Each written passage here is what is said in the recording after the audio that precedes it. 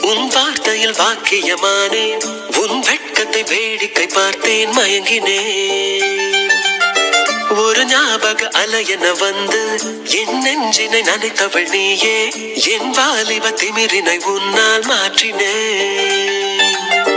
பெண்ணாக இருந்தவள் உன்னை நான் இன்று காதலி செய்தேன். உன்னோட அறிமுகத்தாலே நான் உன்னில் மறைமுகமானேன். நரம்பெல்லாம் இசை